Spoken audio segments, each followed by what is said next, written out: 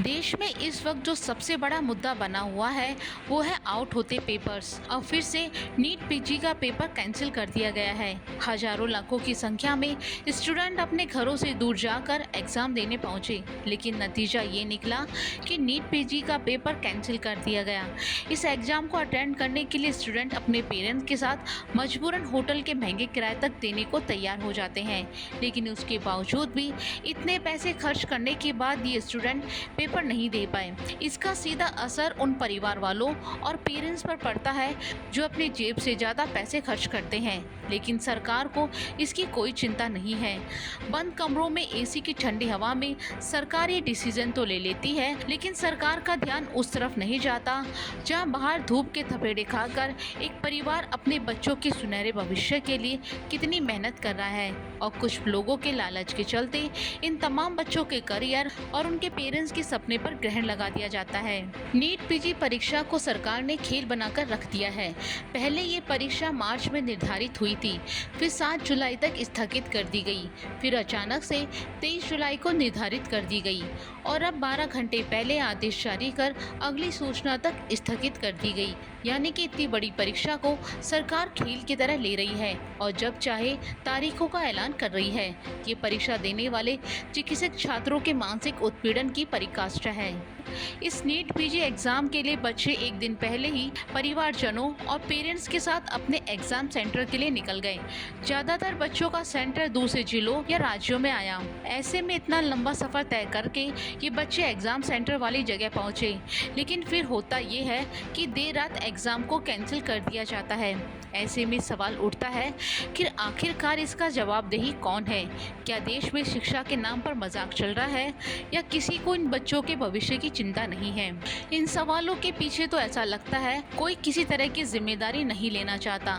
किसी को भी किसी के प्रति कोई जवाबदेहिता ही नहीं है। लालच के चलते पेपर लीक हो जाता है और फिर बिना सूचना के पेपर कैंसिल कर दिया जाता है। लेकिन इन सब से उस आम आदमी पर फर्क पड़ता है जो अपनी मेहनत की कमाई करके अपने बच्चों को पढ़ाता है, दिन रात मेहनत करता है और साथ ही अपने बच्चों पर भी इस बात का दबाव भी डालता है ताकि उसके बच्चों का भविष्य सुनहरा बन जाए। लेकिन उसका नतीजा ये निकलता है कि जहाँ पेपर तो आउट होता है ही, साथ ही उस आदमी की मेहनत और उसके बच्चों की मेहनत पल भर में खत्म हो जाती है। लेकिन यह सरकार को किसी तरह का फर्क नहीं पड़ता, पर साथ ही ये साबित भी हो जाता है कि या तो सरकार का इन लोगों पर कोई अंकुश नहीं है या सरकार इस नकल और पेपर लीक गिरोह के सामने बेबस और लाचार सी दिखाई दे रही है, या फिर सरकार सिर्फ आम जनता को परेशान देख सकती है लेकिन उनकी परेशानी को खत्म करने में खुद ही लाचार दिख रही है। आज के समय को देखकर लगता है कि देश में डॉक्टर बनने का लगन, जज्बा और मेहनत करने वाले बच्चों के सपनों को सरकार रोंद रही है।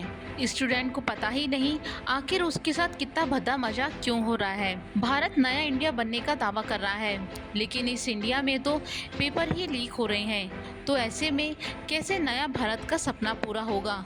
अगर सच में सरकार यहाँ के युवाओं के भविष्य को बचाना चाहती है तो उसे पेपर माफियाओं के खिलाफ सख्त कदम उठाने की जरूरत है।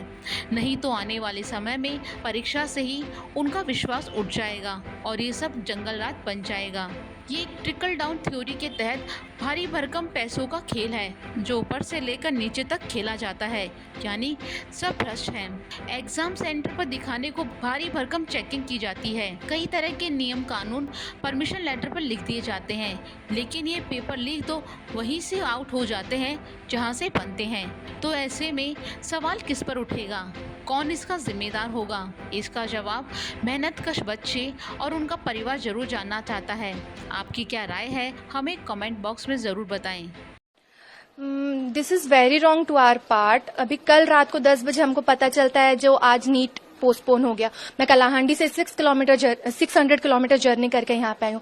फर्स्ट उन्होंने मार्च में पेपर रखा, फिर उन्होंने पोस्टपोन किया जुलाई में, फिर उन्होंने प्रीपोन किया जून में, और अभी 12 आवर्स पहले वो लोग बोलते हैं फिर पोस्टपोन कर दिए। तो this is very wrong for us and government is doing very wrong thing. मतलब अगर कुछ भी चीज है तो आप एटलीस्ट 24 आवर्स पहले हमको इन्फॉर्म कर सकते थे सेम चीज कि हम लोग इतना दूर ट्रैवल करके आ रहे हैं, हम लोग को इतना हैरेसमेंट हो रहा है। They should think about the students before deciding anything. NEET PG की एग्ज़ाम थी आज, और ये एनटीए वालों ने एंड टाइम पे 10 घंटे पहले बताया कि आप हमारी एग्ज़ाम आज रीशेड्यूल हो रही है। उन लोगों को अगर रीशेड्यूल ही करनी है तो थोड़े दिन पहले बताना चाहिए ना।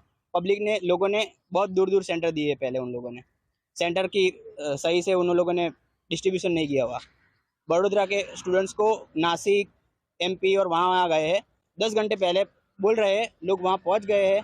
लोगों ने बहुत अच्छी तैयारी कर रखी है, अभी बहुत परेशानी हो रही है आप सबको। कहाँ से आए हैं? हम पालनपुर से आए, कब पता चला आपको कि कैंसिल हुआ है? कल रात 10 बजे कब आप यहाँ पे किसी के घर गए हैं, होटल में रुके? होटल में रुके हैं।